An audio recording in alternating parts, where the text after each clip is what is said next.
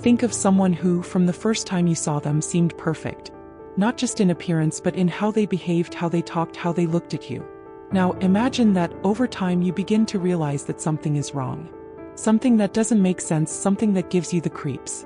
That's the story I'm going to tell you today. Hello, welcome to the channel Dark Tales. Here we delve into the darkest mysteries and the most disturbing stories. Before we begin, please like, subscribe to the channel and share with your friends who also like scary stories. Trust me, you'll want to know the end of this one.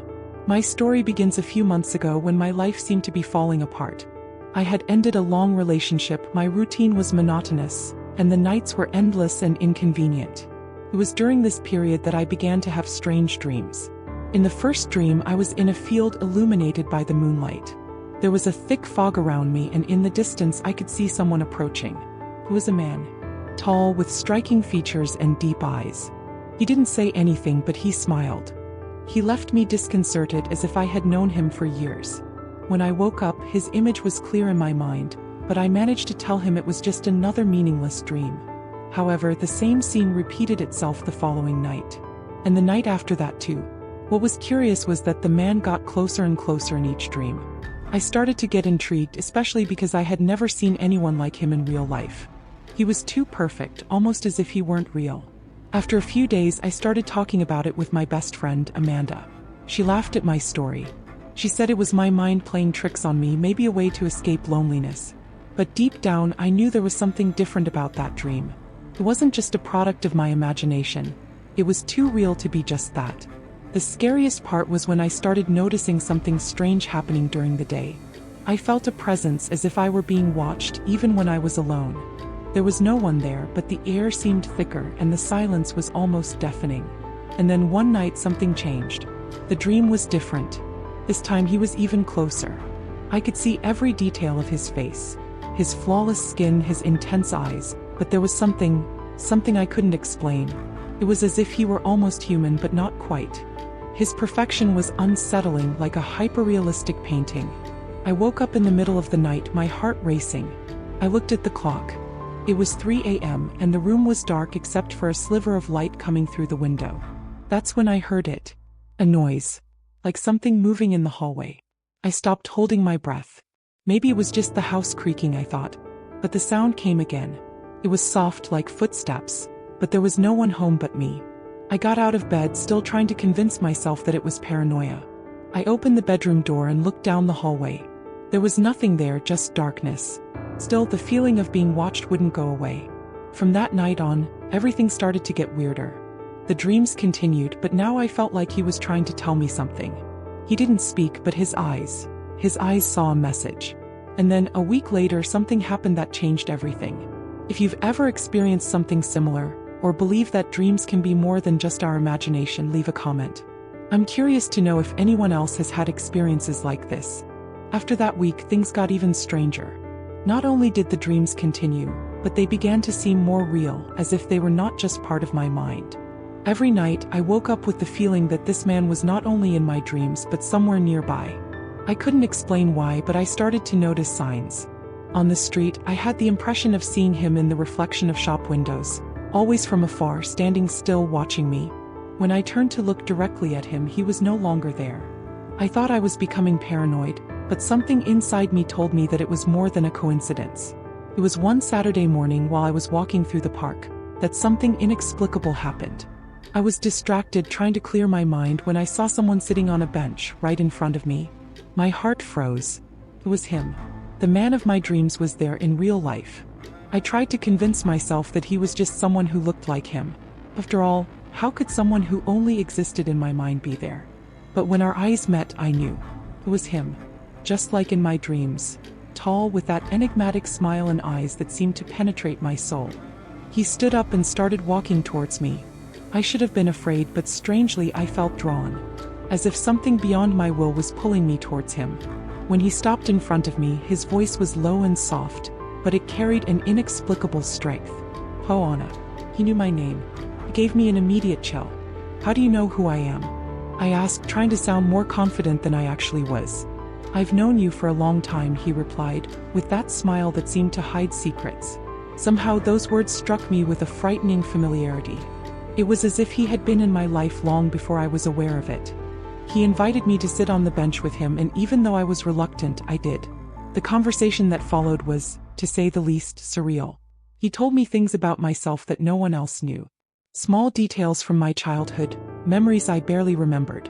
I was torn between fascination and fear. How could he know all that? And then he said something that left me speechless. I am the man of your dreams. Literally. My breath stopped for a moment. He said it so naturally, as if it were something common. I laughed nervously, trying to process it. Is this some kind of joke? How can you be in my dreams before we met? Because I was always there, Anna. I am part of you. Those words kept echoing in my head. Was he part of me? What did that mean? I stared at him, trying to find some logic in that conversation, but the more he talked, the less things made sense. He seemed to know more about me than I did. From that day on, he began to appear in my life more and more frequently. I would find him in the most unlikely places, as if he knew exactly where I would be. At the supermarket, at the cafe where I used to work, even outside my gym. At the same time, the dreams began to change. They became more intense, more vivid, and there was something different about his behavior. In the dreams, he seemed more dark, as if he was losing that idealized perfection and revealing something darker. One night, he said something that left me deeply uneasy. Anna, you know I'm not like the others.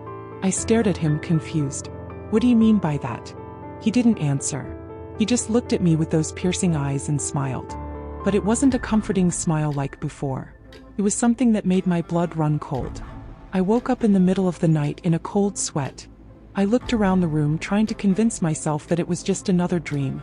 But then I saw something that made me hold my breath. In the chair next to the window there was a shadow. It was him. For a few seconds I was paralyzed. I blinked several times, thinking it was just my imagination playing tricks. When I turned on the lamp, the chair was empty, but the feeling of being watched didn't go away. I knew something was very wrong. There was no way he could be just an ordinary man. I began to research obsessively about dreams, mysterious figures, and supernatural entities. I discovered legends and stories of people who had similar experiences. Encounters with beings that appeared first in dreams and then in real life. But there was something more disturbing about these stories. Almost all of them ended with a warning. These figures were not human. They were something beyond our comprehension. The more I read, the more the sense of danger grew. The question that kept hammering at my mind was, who, or what, was this man? After that night, my life became a mixture of fascination and fear. I knew I needed answers, but with every step I took, I felt like I was getting closer to something that was perhaps best left buried. The encounters with him became even more frequent. It was as if he was everywhere, but always in a way that seemed normal to others, as if he were just another ordinary person. But I knew he wasn't. There was one particular night that marked the point of no return. It was raining, and the sound of the drops against the windows of my apartment created a hypnotic rhythm. I was sitting on the couch, reading more stories about mysterious figures in dreams, when the lights flickered. The electricity seemed unstable, but I didn't pay much attention. Then I heard 3 knocks on the door. I got up hesitantly. I wasn't expecting anyone. When I looked through the peephole, there was no one there. I thought it might be a neighbor playing a prank, but as soon as I turned to go back to the couch, I heard it again. 3 knocks. This time I didn't go to the door. Who's there? My voice came out weaker than I intended. No answer. But suddenly I felt something. I don't know how to describe it, but it was a sense of presence, something almost palpable, as if the air around me had changed. When I turned to the living room, he was there. Don't ask me how he got in, because I don't know. He was standing in the middle of my apartment with that same enigmatic expression, but now there was something different. A darker aura, as if something was escaping the mask of perfection he wore. I should have screamed, run, done anything. But for some reason I just stood there, staring at him, trying to understand what was happening. You need to stop running away from me, Anna, he said, his voice so calm it almost sounded like a whisper. Running away from you? You're invading my life. Who are you? What do you want from me? I exploded, anger masking fear. He tilted his head slightly, as if my question was funny. I'm part of you. Always have been. But you never wanted to accept that. Those words again. Part of me. It was like he was trying to convince me of something I couldn't, or didn't want to, understand. This doesn't make sense. Are you real? Or is this some kind of madness in my head? I asked, trying to grasp at any shred of logic. He took a step toward me and I instinctively recoiled. "I'm as real as you allow me to be." Those words hit me like a blow. It was like he was insinuating that I had some control over this, but how? If that were true, why couldn't I just make him disappear? He started walking around my apartment almost as if he were exploring. He touched the books on the shelf, looked out the window, and then stopped in front of a mirror. For a moment, I thought he was just looking at himself, but then I realized something frightening. The reflection in the mirror wasn't him. In the glass, I saw only the empty room. My entire body froze. This confirmed what I already feared. He wasn't human. "What are you?" I asked, trying to keep my voice steady, but it came out as a whisper. He didn't answer right away. He just turned to me, and for the first time I saw something that seemed like sadness in his eyes. "You're not ready to know." That answer angered me. All that madness, and he still insisted on keeping me in the dark.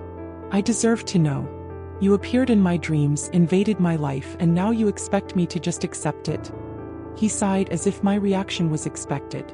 "All you need to understand now is that I'm not your enemy, Anna. I'm here to protect you." "Protect me from what?" He hesitated. It was the first time I had seen anything resembling vulnerability in him. "There are things in this world that you still don't understand. And there are others that understand you better than they should."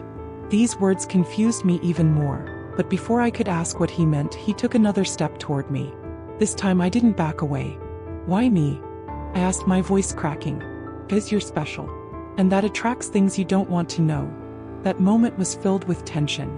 He was close enough that I could feel the cold emanating from him. It wasn't natural, it wasn't human, and then, as if something inside me had been activated, I remembered something. A memory I had suppressed for years.